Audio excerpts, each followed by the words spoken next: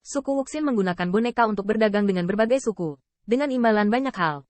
Dan mereka awalnya memiliki kekuatan yang diciptakan untuk mereka oleh boneka asli, sehingga mereka semakin kuat. Tapi sejak bencana itu, Yuan Qi melirik si pengamat bintang, dan nadanya berangsur-angsur menjadi serius. Sejak itu, ras Wuxin telah berubah. Mereka tidak puas dengan transaksi itu. Mereka mulai menjarah, mulai bertarung, dan mulai menggunakan kekuatan mereka sendiri untuk merampok ras lain. Kota Wuxin juga telah dibangun menjadi penghalang, di mana hantu muncul di alam semesta kuno. Qin Yichen tidak bisa menahan diri untuk tidak terpesona. Tampaknya malapetaka itu tidak hanya memengaruhi surga kaisar. Karena itu, alam semesta kuno, tidak, bahkan banyak ras di luar alam semesta kuno mulai khawatir.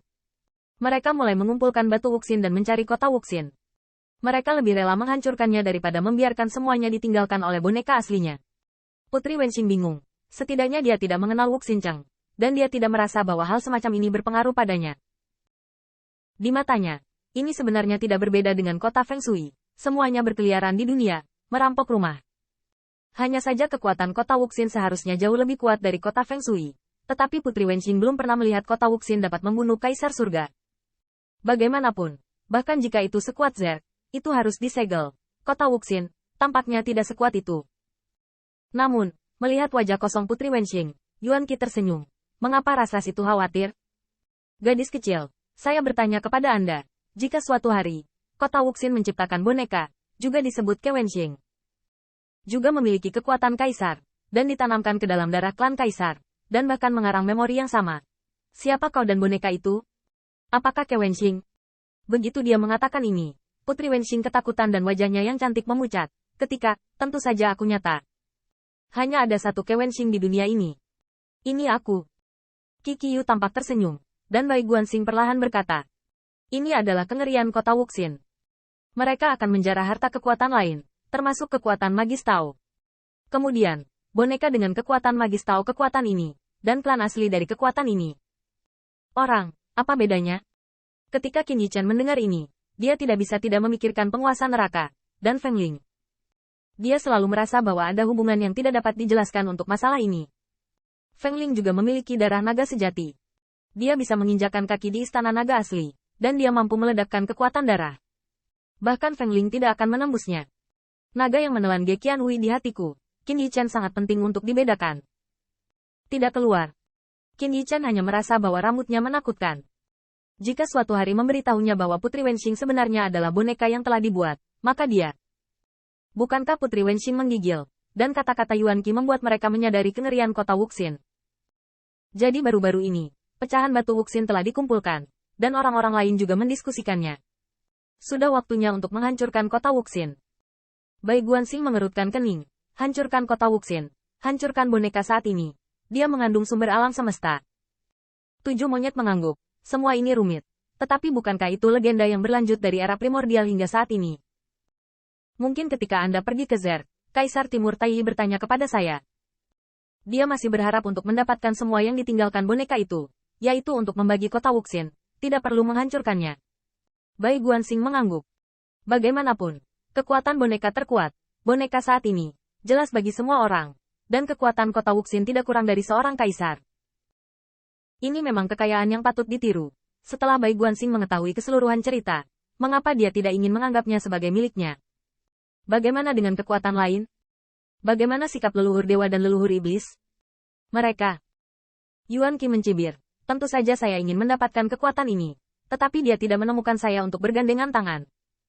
Bagaimanapun, Dong Huang Tai selalu berpikir bahwa saya juga iblis dan ingin bergandengan tangan dengan saya. Tapi semua orang berpikir seperti ini. Dan mereka memahaminya tanpa mengatakannya. Jangan bicara tentang kesetiaan sama sekali. Bai Guanxing juga sangat jujur. Jangan bicara tentang mereka. Saya juga menginginkan kekuatan kota Wuxin. Dan saya juga ingin menjadi boneka baru. Bahkan mata Yuan Qi berbinar. Dan dia tertawa dan berkata, kamu mengatakan boneka itu. Bisakah kamu membuat boneka monyet yang indah? Kakak 7, dengarkan kakakmu. Cepat dan cari teman. Jika kamu terus seperti ini, kamu tidak akan memiliki cukup rambut monyet untuk dicabut. Yuan Qi tertawa. Dan setelah makan pisang lagi, senyumnya menghilang seketika, berubah menjadi wajah misterius. Saya juga memiliki pecahan batu tak berperasaan di sini. Bai Guanxing mengangguk. Aku tahu. Jika kamu ingin pergi, ambil saja. Jika kamu benar-benar memenangkan kota Wuxin, bangun 10, tidak. 20 boneka monyet betina cukup. Wajah Yuan Qi atmosfer, seolah melempar batu. Dia melemparkan pecahan batu Wuxin ke Bai Guanxing. Bai Guanxing memegangnya di tangannya, dan Qin Yichen tidak bisa menahan diri untuk tidak melihat ke depan, hanya untuk melihat bahwa itu adalah pecahan kecil yang mirip dengan pupil kucing, memancarkan cahaya biru abu-abu.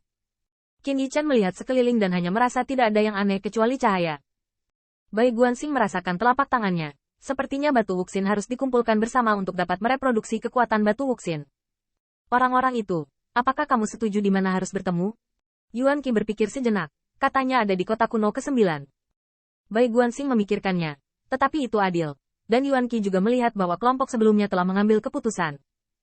Kenapa aku tidak menghentikannya? Xiao Jiu, Xiao 11. Dalam perjalanan, belajar saja dari Tuan Bai. Qi Qisheng bebas dan mudah, dan dia tidak munafik. Dengan lambaian tangan langsung, dia melihat seekor monyet kecil di gua yang memegang piring buah untuk Qin Yichen melempar piring buah, melompat-lompat dengan gembira. Oh, aku bisa keluar untuk bermain. Akhirnya aku bisa keluar untuk bermain. Ada juga monyet betina yang dipikirkan Qin Yichen sebelumnya dan tidak bisa tidak melihat lebih dan lebih, melompat, dan menggunakan ekornya sebagai pegas, melompat-lompat. Saya akhirnya bisa keluar. Tuan Bai, bawa kami keluar untuk bermain. Xiao Jiu dan Xiao Xi semuanya harus menjadi cucu monyet Yuan Qi. Dan jika mereka dapat berlatih di gua, mereka semua adalah monyet elit, dan mereka juga dapat dianggap sebagai murid Yuan Qi. Kedua monyet itu tampak lucu, tetapi Qin Yichen memperkirakan bahwa mereka mungkin tidak lebih tua dari Ke Tiangxuan, dan berbagai basis kultivasi mereka luar biasa.